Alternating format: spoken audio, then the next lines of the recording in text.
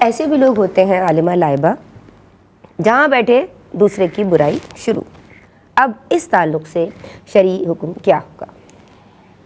جی ہمارے ہاں لوگوں میں یہ خیال پایا جاتا ہے کہ اگر کوئی برائی کسی شخص میں موجود ہے تو پھر اس کا بیان کرنا تو کوئی قباحت کی بات ہی نہیں ہے، یعنی وہ تو بیان آرام سے کر سکتے ہیں کیونکہ وہ تو اس میں موجود ہے نا. حالانکہ غیبت کی تعریف یہ ہے کہ کوئی ایسا عیب بیان کرنا جو اس شخص میں موجود ہے، پھر وہ غیبت ہے. لیکن اگر وہ موجود نہیں پھر تو وہ بہتان ہے، اور بہتان جو ہے وہ غیبت سے زیادہ بڑا گناہ ہے.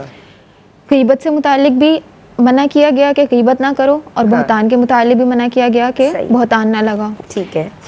غیبت جو ہے کیوں کرتا ہے انسان؟ غیبت اس لیے کی جاتی ہے کہ کسی دوسرے کی عزت گھٹانا مقصود ہوتا ہے. اچھا. حالانکہ شریعت نے جس طرح آپ کی عزت ہے اسی طرح کسی دوسرے کی بھی عزت کا خیال کرنے کا حکم فرمایا ہے. اور پھر اس سے یہ بات بھی معلوم ہوتی ہے کہ وہ شخص دوسرے کے بارے میں مثبت سوچ نہیں رکھتا بلکہ منفی سوچ رکھتا ہے. جبکہ شریعت میں تو کسی دوسرے کے بارے میں اچھی سوچ رکھنے کا حکم ہے، اور یہاں پہ وہ شخص جو ہے وہ اس کے بارے میں منفی سوچ رکھ رہا ہے. صحیح.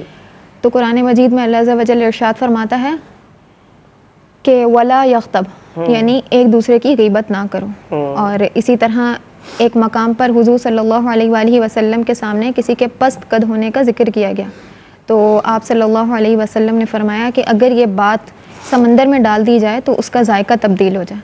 آپ سوچیں کہ یہ صرف ایک جملے کا حال ہے کہ اس جملے سے آپ صلی اللہ علیہ وسلم نے فرمایا کہ سمندر کا ذائقہ تبدیل ہو جائے. تو پھر جن کی عادت ہے کہ صبح شام چلتے پھرتے جو ہے وہ ایک دوسرے کی غیبت کرتے ہیں، تو پھر ٹھیک ہے.